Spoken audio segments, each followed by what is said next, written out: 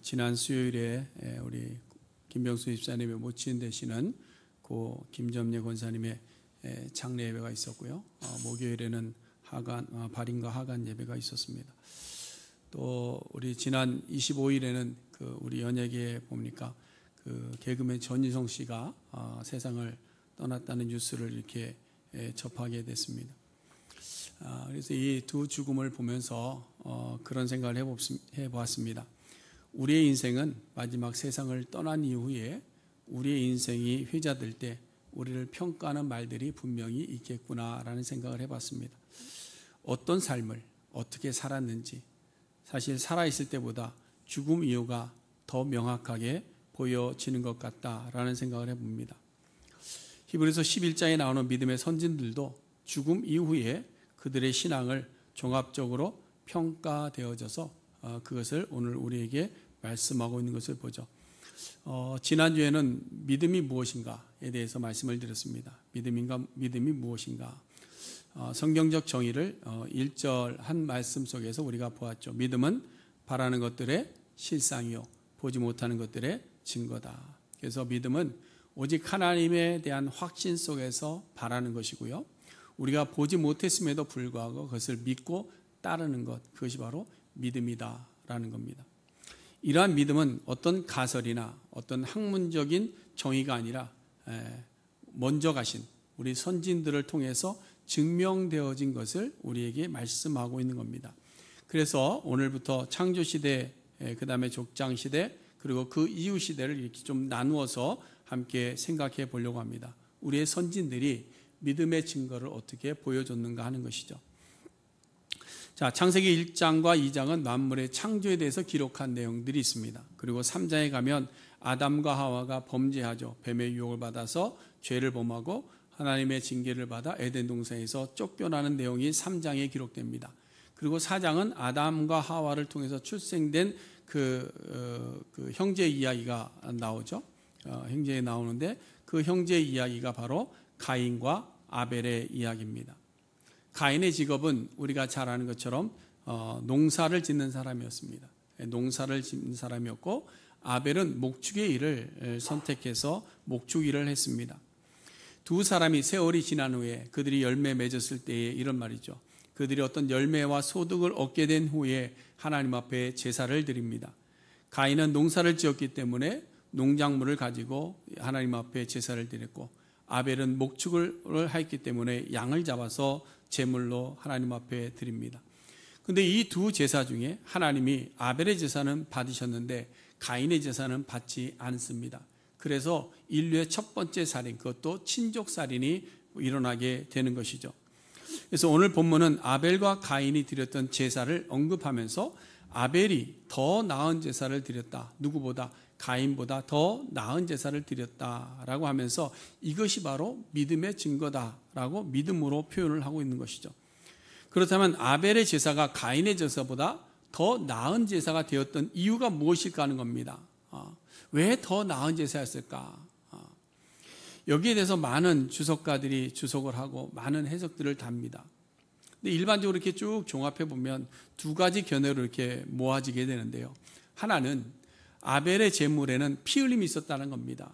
피를 흘렸기 때문에 그 제물을 하나님께서 더 나은 제사로 인정했다라고 이야기하는 분들이 있고요. 또 다른 하나는 가인의 악함을 책망하는 내용으로 이야기를 합니다. 가인은 악하고 아벨은 선한 마음으로 제사했기 때문에 선한 마음으로 예배한 아벨을 하나님께서 인정하셨다, 이렇게 이야기를 합니다. 먼저 제물의 차이를 이야기하는 근거는 율법을 가지고 이야기합니다. 율법의 피 흘림의 제사법을 가지고 강조하죠. 그래서 구약의 제사법을 보면 일반적으로 가축, 특별히 양이나 소를 잡아서 피를 흘립니다. 그것을 제단에 놓고 번제로 드리는 이런 제사 형태가 있습니다. 그런데 율법에 보면 피의 제사만 있는 것이 아니죠. 곡식으로 드리는 제사도 있고요. 감사의 제물을 가지고 감사제를 드릴 때 곡식을 가지고 나와서 감사제를 드리기도 합니다. 그렇기 때문에 어떤 피를 흘렸기 때문에 하나님이 더 나은 제사로 보았다라고 보는 것은 합당한 이유로 보기는 좀 약한 것 같습니다. 그럼 그 다음 견해는 뭐냐? 제사 드리는 사람에게 복것을 맞추는 거죠. 앞에는 재물이었다고 한다면 뒤에는 사람에게 집중하는 겁니다. 가인이 예배하는 자세보다 아벨의 예배하는 자세가 더 나았다라는 것을 이야기한다라는 것이죠.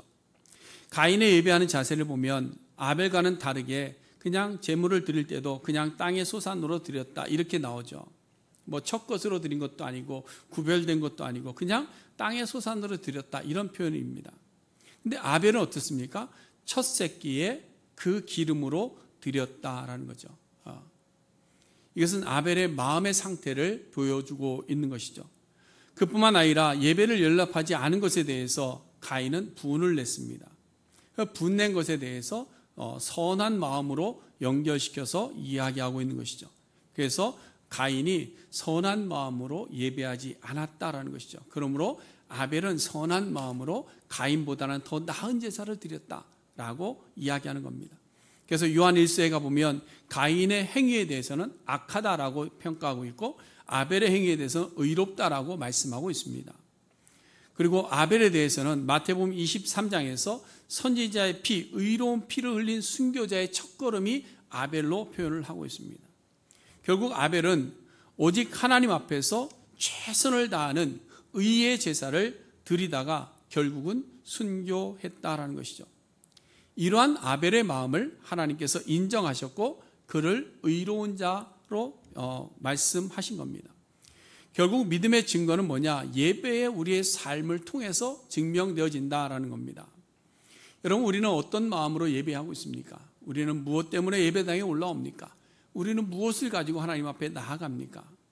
여러분, 예배는 자기 중심이 되어서는 안 됩니다. 예배는 사람 중심이 되어서도 안 됩니다. 예배는 어떤 형편을 따라가서 드리는 것도 아닙니다. 예배는 오직 하나님 앞에 기쁨과 감사함으로 오로지 예수 그리스도의 보혈의 공로 힘있고 드리는 예배가 될 때에 그 예배가 더 나은 예배가 될 줄로 믿습니다. 가인의 악함은 예배함에 있어서 자기 만족에 대한 욕심이 있었다는 것이죠. 자기 만족에 욕심이 있으니까 내가 하나님 앞에 이렇게 드렸으면 저 동생보다는 나를 하나님이 더 인정하실 거야 라는 욕심이 있었던 겁니다. 그런데 그렇지 못하니까 분을 낸 것이죠. 여러분, 예배는 예수 그리스도의 피 흘림의 은혜를 받은 자들이 그 은혜에 감격함으로 드리는 예배가 되어야 됩니다.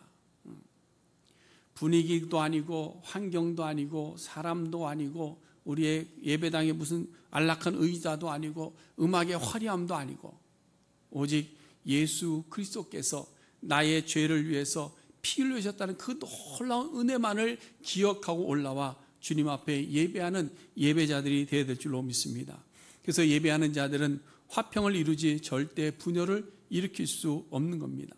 다시 말해서 예배하는 자들이 예배하고 내려가서 다툴 수 있냐 없냐, 그럴 수 없다라는 거예요. 참된 예배로 말미암아 하나님의 은혜 가운데 사는 자들은 예배를 마치면 그 예배의 감격이 우리의 삶으로 연결되어지지 우리의 예배의 모든 감격이 예배당 안에서 끝나지 않는다라는 겁니다. 그래서 참된 믿음의 증거는 예배를 통해서 하나님 앞에 나아갈 뿐 아니라 예배하는 자리를 위해서 내가 손해를 보고 목숨을 잃는다 할지라도 그 희생은 오직 예수를 증언하고 믿음을 증명하는 확실한 증거가 되는 겁니다. 그래서 여러분, 우리가 예배에 대해서 아주 소중하게 생각을 해야 됩니다. 그 어느 것과도 바꾸려고 해서는 안 됩니다. 이 자리가 그저 한번 와서 드려줄 수 있는 자리, 시간이 남아서 드려줄 수 있는 자리가 아니라 우리의 죄를 위해서 죽으신 예수 그리스도, 우리를 위해서 죽으시고 부활하신 그 예수 그리스도의 큰 기쁨과 감격을 가지고 주님 앞에 나와 예배하는 주의 성도들이 되어야 될 줄로 믿습니다. 그러므로 우리는 어떠한 상황과 형편 속에서도 어떤 방해와 어떤 핍박이 있다 할지라도 최선을 다해서 최고의 예배를 드리기 위해 힘쓰는 우리 성도님들 될 수 있기를 간절히 바랍니다. 그 다음에 나오는 믿음의 선지는 에녹입니다. 에녹. 사실 에녹에 대한 기록은 성경 전체에 많이 없습니다. 어떻게 보면 그가 이름은 기록되지만 그의 삶에 대해서 이야기한 것은 창세기 5장 24절 한 절뿐입니다. 에녹이 하나님과 동행하더니 하나님이 그를 데려가심으로 세상에 있지 아니하였더라. 이것이 에녹의 일생을 한 문장으로 정리한 겁니다. 근데 이 에녹에 대해서 오늘 본문이 좀 더 길게 지금 설명하면서 말하고 있다 보니까 5절과 6절 두 절을 활용한 것이죠. 에녹의 삶, 에녹의 믿음을 우리가 그럼 한마디로 정의한다면 뭐라고 할 수 있을까? 그것은 바로 하나님과의 동행입니다. 하나님과의 동행. 여러분, 우리의 마지막에 묘비에 이렇게 쓰여졌으면 얼마나 기쁠까요? 하나님과 동행하다 여기에 잠들다. 좋은 문구인 것 같아요. 잘 기록해 두셨다가 나중에 제 묘비에 이렇게. 그럼 동행하였다라는 말의 의미가 뭘까? 동행했다는 말이 뭘까? 원어적으로 보면 옆으로 부름을 받아서 함께 가는 것을 동행이라고 얘기합니다. 그러니까 옆에 붙어서 함께 있는 존재가 되었다라는 것이죠. 여러분, 우리가 어두운 밤길을 걸어갈 때, 모르는 길을 찾아갈 때 어떻게 합니까? 혼자 가는 사람들도 있죠. 용기 있는 분들은. 근데 우리는 누군가를 의지하냐? 의지할 어떤 친구를 데리고 갈 때가 많이 있습니다. 예전에 화장실 밖에 있으면 어떻게 됐어요? 꼭 누군가를 데리고 가서 꼭 지키고 있어? 그러면서 데리고 나가죠. 누구와 함께 갑니까? 믿을 만한 친구와 함께 가는 겁니다. 이것이 동행입니다. 그러므로 에녹이 하나님과 동행했다라는 것은 에녹이 하나님 옆에서 늘 함께 있었다, 이런 얘기를 하고 있습니다. 그것을 6절에서 동행하는 믿음을 조금 더 구체적으로 설명하고 있는 겁니다. 어떻게 해야 하나님과 동행할 수 있느냐라는 것을 6절이 두 가지로 우리에게 설명하는 거죠. 첫 번째가 뭐냐? 하나님이 계시다는 것을 믿는 것이라고 이야기해요. 하나님이 계시다는 것을 믿는 것. 근데 의외로 우리가 신앙생활을 하지만 신앙생활에 하면서도 하나님의 존재에 대해서 부정하거나 의심하거나 확신이 없는 경우가 굉장히 많습니다. 신앙의 첫걸음은 하나님의 존재에 대한 확신입니다. 하나님이 계시다. 하나님이 계시다. 하나님을 믿지 않고 예수님을 인정하지 않으면 그것은 바른 신앙이 되지 않습니다. 누구를 이단이라고 이야기하느냐? 예수님이 하나님 되심을 인정하지 않으면 그것은 이단입니다. 하나님이 천지를 창조하신 것을 인정하지 않으면 그것은 이단입니다. 여러분, 신의 존재를 부정하는 무신론자들은 종교심을 거부합니다. 종교에 의지하는 것을 굉장히 거부합니다. 신은 없다. 스스로 자기 힘으로 살아간다. 그러므로 여러분, 우리가 지금 예배하러 이 자리에 올라왔다는 것의 의미는 뭐냐? 신의 존재를 인정하고 있다는 것이겠죠. 그렇죠? 그럼 하나님의 존재를 인정하면 그것이 동행의 증거가 될 수 있느냐? 그렇지 않습니다. 왜냐하면 사단도 하나님의 존재를 어떻게 했어요? 인정했습니다. 그렇다고 해서 사단이 인정했다고 사단이 하나님과 동행했다라고는 말하지 않습니다. 그럼 어떻게 되느냐? 그것이 바로 두 번째 부분입니다. 자기를 찾는 자들에게 상 주신 의심을 믿어야 된다. 하나님의 존재하심을 알았으면 그 다음 단계는 뭐냐? 그 하나님을 찾아야 된다는 거죠. 찾아야 된다. 어떤 문제가 있는데 이 문제를 잘 풀 사람이 어디에 있다? 그러면 어떻게 합니까? 그 사람을 찾아가는 것이죠. 찾아가는 겁니다. 여러분, 무신론자라고 할 때 정말 아예 신의 존재를 부정하는 무신론이 있는가 하면요, 또 다른 무신론자가 있습니다. 그건 뭐냐면 신의 존재에 대해서 대체적으로 부정하지는 않고 인정하기는 하지만 그럼에도 불구하고 그 하나님을 찾지 않는 무신론자가 있습니다. 신의 존재에 대해서 인정을 하는데 그 신을 의식하지 않고 살아가는 무신론자가 있다는 거예요. 그럼 교회 안에는 뭐냐? 하나님을 믿고 예수 그리스도를 믿는다고 따라 나왔는데 예배하고 있는데 하나님의 존재를 인정하고 말로는 하는데 그를 찾으려고 하지 않는 것도 무신론과 같다는 거예요. 여러분, 우리는 하나님을 안다고 고백합니다. 그러나 여러분, 우리는 얼마나 하나님을 찾고 있냐는 거예요. 얼마나 하나님을 찾고 있냐. 사단은 하나님을 알지만 하나님을 찾기보다는 하나님이 자기들에게서 떠나기를 요구합니다. 다시 말해서 하나님과 동행하는 믿음은 하나님의 존재를 알고 하나님을 찾아가는 겁니다. 하나님을 찾아. 여러분, 신앙의 많은 선배들을 보면 하나님을 찾기 위해서 처절하게 싸웠습니다. 정말로 하나님을 만나고 싶어서, 하나님 안에서 살고 싶어서, 하나님의 말씀대로 살고 싶어서 하나님과 동행하기 위해서 그 어떤 어려움도 감수하고 손해도 감수하고 목숨 걸고 그 길을 걸어간 거예요.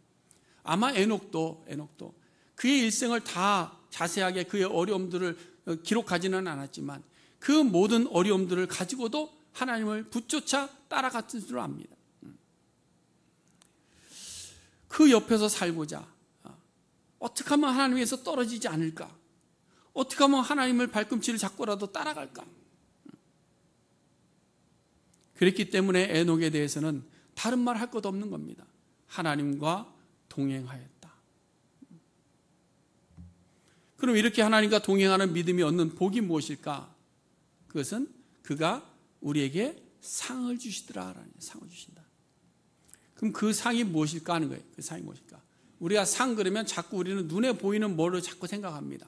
눈에 보이는 어떤 물질이나 우리의 삶의 형편이나 우리의 부귀 영화나 우리의 집이나 뭐 이런 것들을 생각합니다. 뭐 하늘의 기업도 우리에게 주는 상이죠. 그러나 믿음으로 하나님을 찾고 하나님을 찾는 자에게 주시는 하나님의 놀라운 상은 뭐냐? 우리로 하여금 하나님 앞에 나아갈 수 있도록 하시는 겁니다. 우리가 하나님과 동행하려고 나아갔을 때 우리를 뿌리치지 아니하시고 하나님과 함께 동행해 주시는 것, 이것이 바로 우리가 받은 상이다라는 상이다. 여러분 창세기 14장에 보면 아브라함이 조카 롯을 구출해서 돌아옵니다.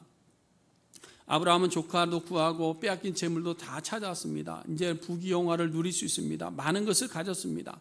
오면서 소돔 왕에게 11조도 드렸습니다. 근데 소돔 왕이 물건은 다 너 가져라 그랬습니다. 그런데 아브라함은 어떻게 합니까? 가져온 모든 것들을 거부합니다. 모든 것을 사양하고 공평하게 전쟁에 나갔던 사람들과 함께 나누어 가지게 됩니다. 아브라함이 상으로 다 받을 수 있습니다. 그러나 아브라함에게는 그것이 상이 아니었던 것이죠. 그래서 15장으로 넘어가서 보면 이후에 모든 것을 사양하고 자기가 취한 것이 없을 때에 하나님께서 그에게 말씀하시기를 내가 너의 방패요 너의 지극히 큰 상급이라. 다 내어주어도 내가 받은 것을 다 받지 못했다 할지라도 나에게 주어진 상은 뭐냐? 내 곁에는 오직 하나님이 나와 함께 계시다는 사실입니다. 믿으십니까? 우리가 받고 싶은 복은 뭡니까? 우리가 받을 상이 무엇이냐 말이죠. 죄 많은 우리들을 주님 전에 불러주신 것도 하나님의 상급입니다. 죽을 수밖에 없는 우리의 영혼들을 하나님께서 불러서 하나님의 자녀 삼아주신 것만으로도 우리에게는 이미 상을 다 받았습니다.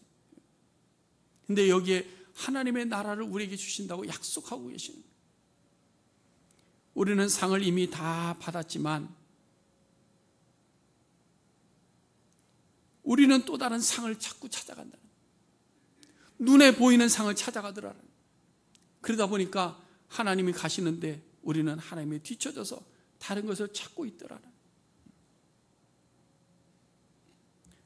사랑하는 성도 여러분, 에녹이 하나님과 동행하며 살아갔을 때에 무슨 다른 상을 기대하지는 않았을 줄로 압니다.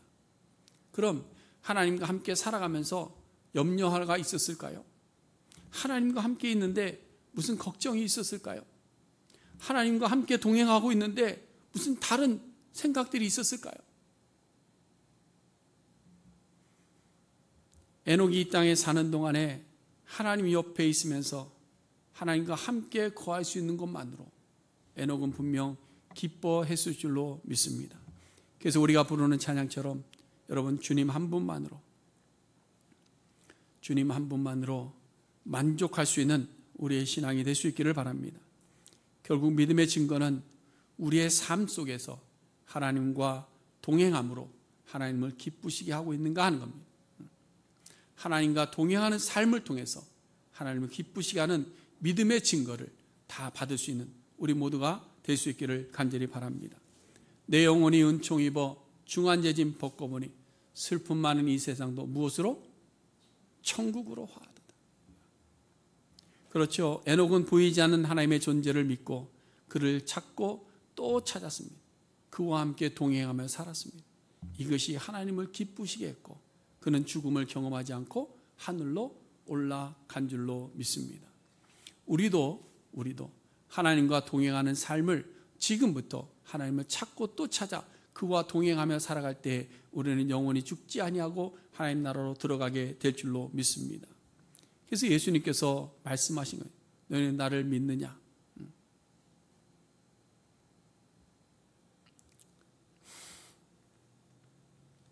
여러분, 우리는 하나님과 동행하기가 조금 더 쉽습니다. 에녹보다는 낫습니다. 왜 그러냐? 하나님께서 우리에게 하나님을 보여주셨기 때문이죠. 에녹은 보이지 않는 하나님을 믿고 따라가고 찾고 동행했습니다. 그러나 우리는 이미 오신 하나님을 보고 믿고 따라갈 수 있게 된 거죠. 사람의 몸을 입고 이 땅에 오셔서 하나님을 보여주셨습니다.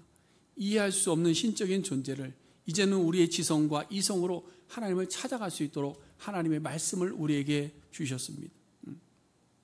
그러므로 우리는 막연한 하나님의 존재가 아니라 우리에게 보이신 하나님의 존재를 믿게 된 것이죠.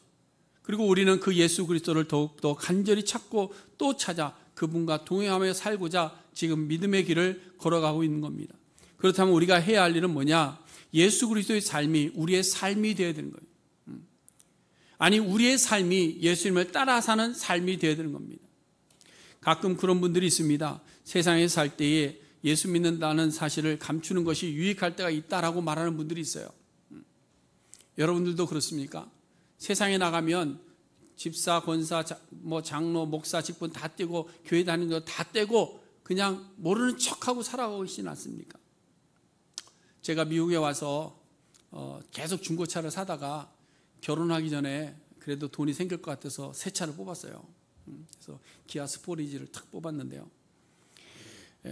그 차를 타고 이제 시카고까지 왔는데 그 차에 제가 사자마자 2개를 붙였습니다. 한쪽에는 태극기 붙이고 한쪽에는 물고기 스티커를 붙였습니다. 잘 몰고 다녔습니다. 그리고 이제 시카고에 왔는데 그때 이제 전에 섬기던 교회에서 그것도 목사님이 저한테 그래요. 목사님 차 뒤에는 왜 저런 거 붙이고 다니냐고. 내가 한국 사람이고 내가 예수 믿는 사람이기 때문에 붙이고 다닙니다. 그랬더니 그런 거 붙이면 마음대로 스피드 못 내고 추월도 못 하니까 그런 거 떼고 다니라고. 저는 그 말을 듣는 순간 그런 생각이 들었습니다. 우리 그리스도인들이 예수의 이름을 부르는 것이 교회 안에서만 이루어지면 되는가? 그러면 우리는 하루는 천국에 살고 6일은 뭐예요? 지옥 같은 삶을 살아야 되는 것 아니겠습니까? 에녹은 안식일에만 하나님과 동행하며 살지 않았습니다. 그의 평생을 월, 화, 수, 목, 금, 토, 주일까지. 다시 말해서 믿음의 증거는 우리의 모든 시간과 모든 삶의 현장에서 주님과 동행하는 삶을 통해서 나타납니다. 그래서 우리가 주님과 함께 동행할 때 우리는 영원히 사는 자가 되는 것이죠. 그래서 예수님이 말씀하시죠. 나는 부활이요 생명이니 나를 믿는 자는 죽어도 살겠고 무릇 살아서 나를 믿는 자는 어떻게 된다? 영원히 죽지 아니하리니 이것을 내가 믿느냐? 주님께서 말씀하십니다. 살아서 주를 믿는 자들은 영원한 지옥 같은 삶이 아니라 주님과 동행하는 천국의 삶을 매일같이 예배하는 시간만이 아니라 교회 와서 성도들끼리 모인 시간만이 아니라 우리의 어떤 자리에서라도 주님과 함께 동행함으로 천국의 삶을 누리며 살게 될 줄로 믿습니다. 이것을 믿는 자들은 하루가 아니라 1년 365일이 주님과 동행하는 천국의 삶을 살게 될 줄로 믿습니다. 그래서 믿음의 증거는 입술로 주여주하는 것이 아니라 하루만 천국에서 사는 것이 아니라 매일 매 순간을 주님과 동행하는 삶으로 보여진다라는 것이죠. 에녹의 인생을 동행이라는 한 단어로 정의한 것처럼 우리 믿음의 사람들의 인생도 동행이라는 한 단어로 정의되어질 수 있기를 간절히 바랍니다. 아무것도 염려하지 말고 오직 모든 일에 기도와 간구로 우리의 모든 구할 것을 감사함으로 하나님께 아뢰라. 그럴 때 하나님의 평강이 우리의 마음과 생각을 지켜주시리라. 이것이 믿음의 증거입니다. 에녹과 같이 하나님과 동행하는 자들의 믿음의 산 증인들입니다. 자, 그 다음에 나오는 믿음의 선지는 노아입니다. 창세기 4장에서 아벨이 순교당합니다. 가인이 유리한 자가 되었고요. 5장에 가면 이제 아담의 족보가 나오고 6장에 가면 사람이 땅에 번성하기 시작합니다. 번성하기 시작하면서 생겨난 일들이 뭐냐? 사람이 죄악이 더욱더 깊어집니다. 더욱더 세상 가운데 악한 마음들로 채워지기 시작하는 겁니다. 드디어 하나님께서 이 죄악된 세상을 심판하시기로 작정하십니다. 그러나 그 가운데 한 사람 노아는 하나님께 은혜를 받습니다. 그래서 노아를 부르십니다. 얘야, 내가 이제 이 죄악된 세상을 물로 심판할 거야. 그러니 내가 너에게 은혜를 베풀 텐데 너는 저 산에 올라가서 배를 만들어라. 그러면 노아가 깜짝 놀라겠죠.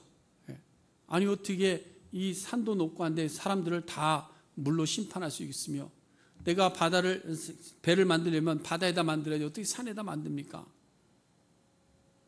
다 이해가 되지 않습니다. 그래서 오늘 본문에서 노아의 믿음을 뭐라고 표현하고 있느냐? 보이지 않는 경고에 대한 순종이다 이렇게 표현합니다.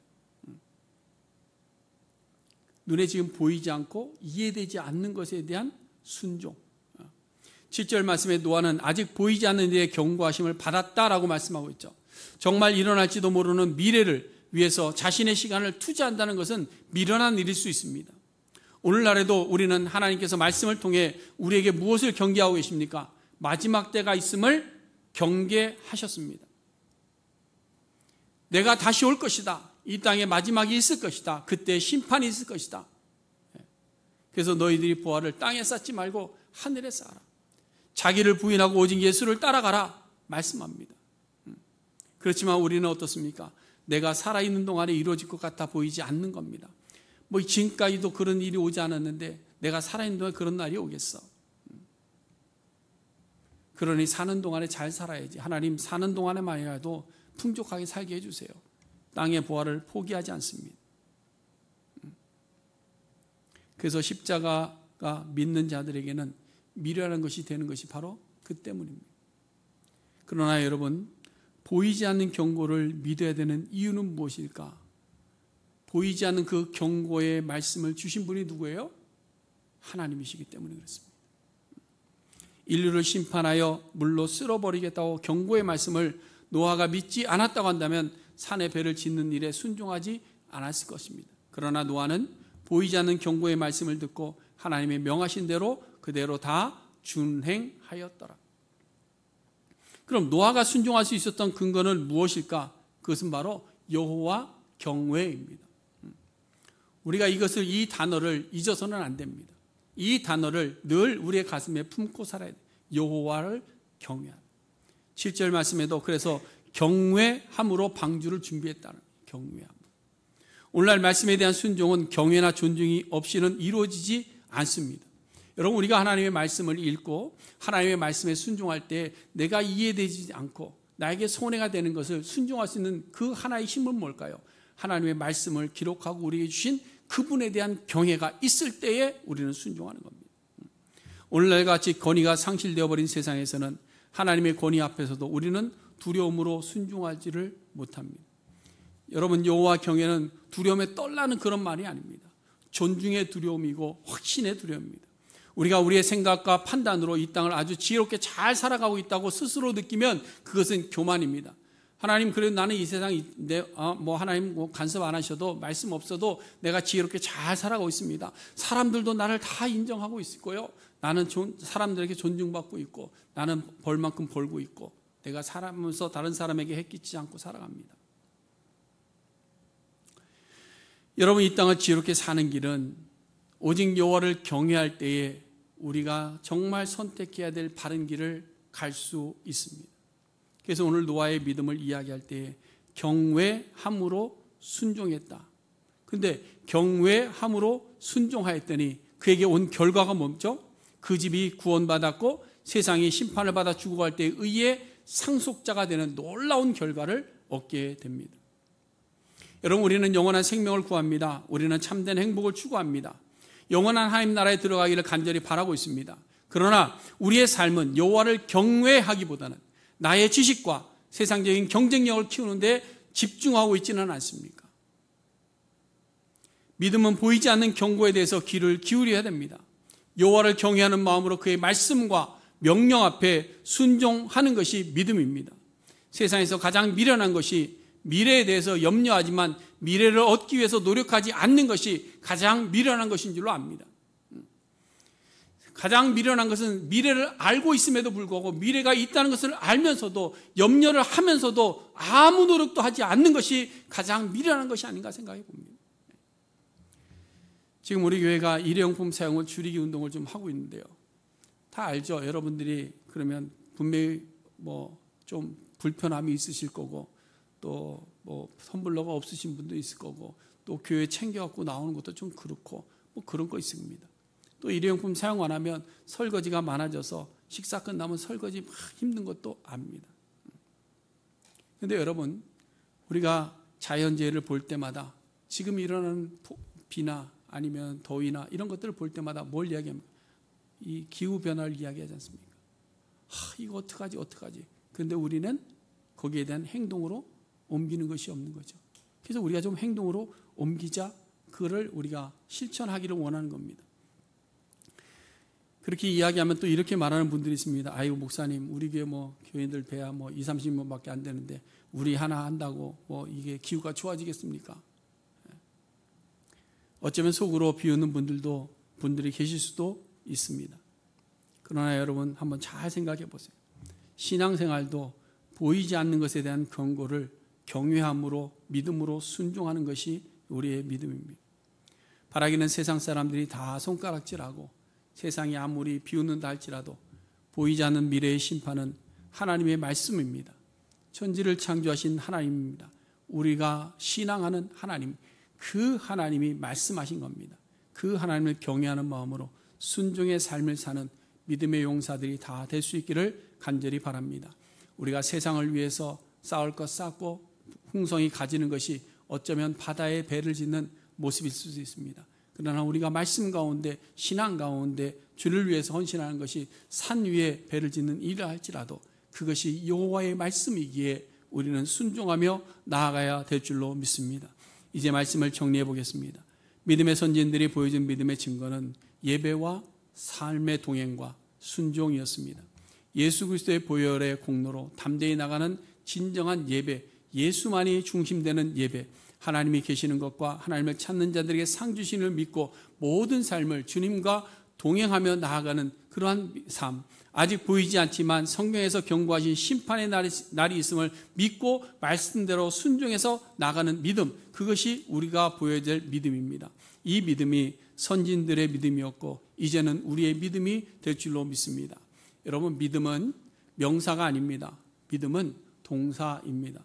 믿음은 어떤 단어에 대한 정의를 내리는 것이 아닙니다. 어떤 지식에 대한 개론이나 어떤 지식에 대한 정의를 만드는 것이 아닙니다. 믿음은 행동으로 나타내는 것이 믿음입니다.